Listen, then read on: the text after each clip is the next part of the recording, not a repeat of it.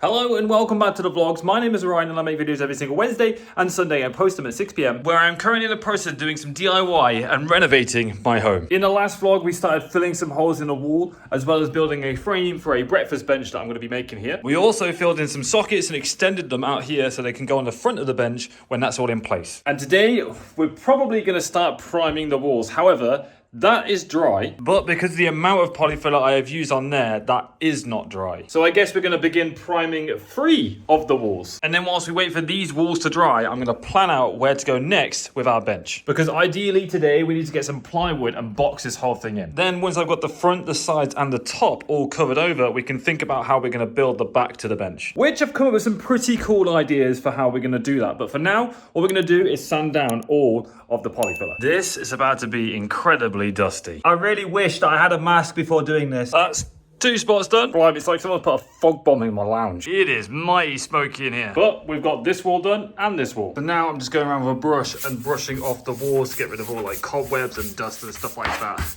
Ready for paint. And with all that done and the walls ready, it is time to try out a new paint tray that I've got. Now, I'm not sure if this is like a new or old thing, but basically it's a paint tray that comes with a lid. So when I'm done with it, I could just seal it up and keep it for the next day. Hopefully it works a treat because the amount of coats it takes to paint these walls is going to be ridiculous. And when we did the bedroom, it was constantly like use the tray, clean the tray, come back the next day, fill the tray back up, clean the tray. And it was a bit of a rinse and repeat process. It was very annoying. So hopefully this keeps it fresh. All right, I still have my Simply Refresh 1 coat brilliant white primer paint from the bedroom, so we're gonna whack that on the walls. Not before I lay some sheets. Almost forgot about that. All right, I've got my paint roller, I've got my GoPro. Let's get this room painted.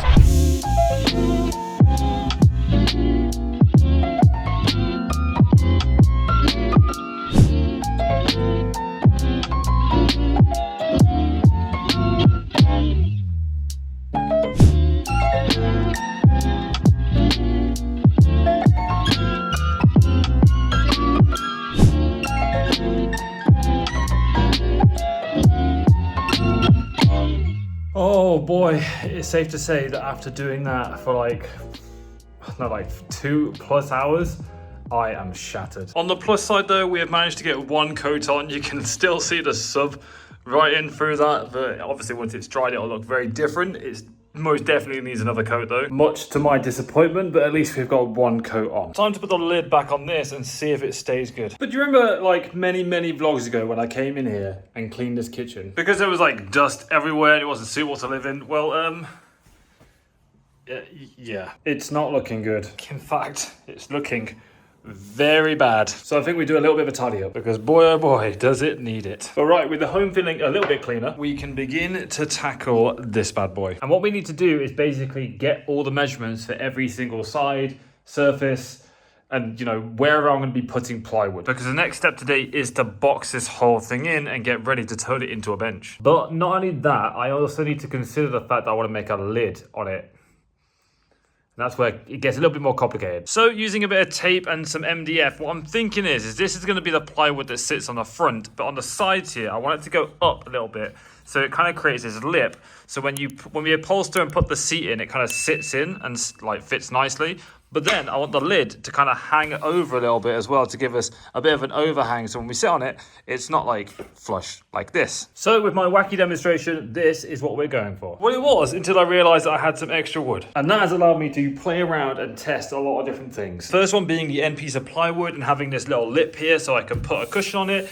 I like that a lot. The next one was actually the backboard and figuring out what kind of angle I want the backboard to be at. Because if I just move the seat away, obviously the larger the angle is, the smaller the opening is for me to put stuff inside. And then that is even greater reduced when I think about the fact that I have to attach a bracket somewhere to allow me to actually open it up. There would essentially have to be a trim of plywood at the back here that the lid would attach to, and that means that the lid has got less support on it, even though underneath you'll see it still has support there, and it's this itself, I can sit on this fine. Like if I literally sit right in the middle, it carries my weight and I'm not like worried about it breaking at all, but it's just not as structurally sound as it would be if it was all the way back. And I've just had a major brainwave.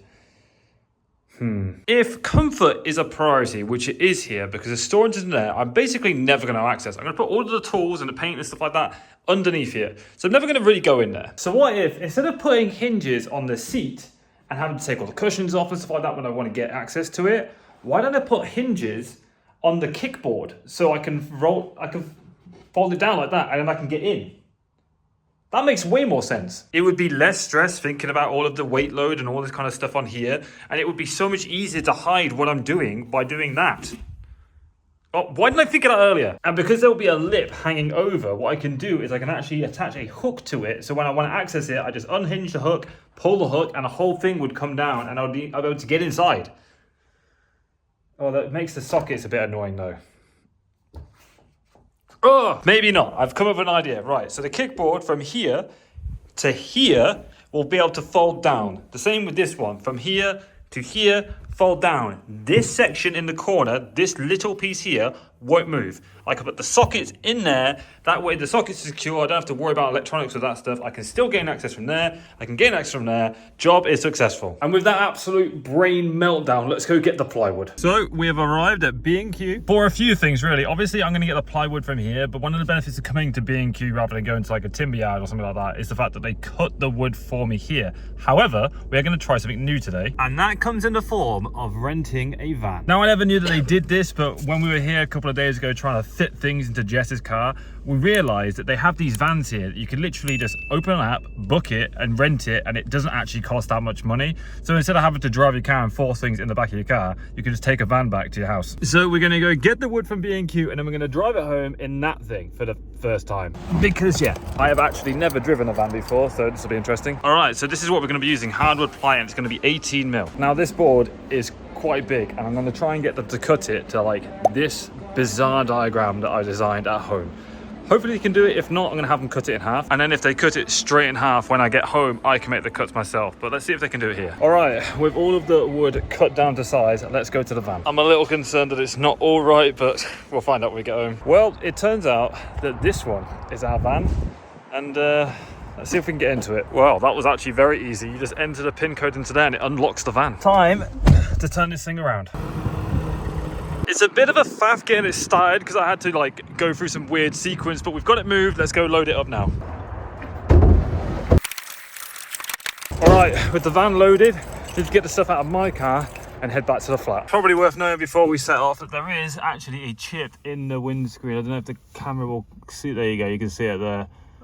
That was already there. Well, I don't really drive the manual very often, let alone I've never driven a van actually, so I have no idea how this is going to go. Hopefully it's going to be fine.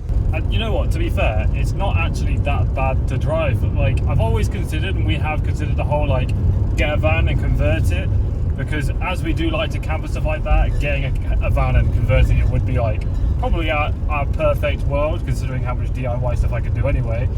But yeah, it's not too bad to drive. It does really fucking kick when you put your foot down, which is a little surprising after driving my car for so long, but yeah, I like it. We're nearly home now, so let's get the wood upstairs. And we have made it back home. Now it's time to see if I got the plywood cut to the right size. Now the first piece, which is the seat, should be bang on. Which, when I was at B&Q, I questioned it, but I was like, it'll be fine. He's cut it too short. It is meant to be 2405, but it is 2045. So it's too short. Fortunately, there was another guy waiting, and I didn't want him to wait too long by standing there making ridiculous amounts of cuts. So I had the other board cut into a couple of like cubes essentially. And with a little bit of jigsaw, we have got the right amount of wood. I just need to cut it all to size. So this panel here, if we cut that in half, I'll have an end panel there, and I'll have a panel for there, just out of that piece alone. This door, this kickboard door, is the right size, so that's perfectly fine.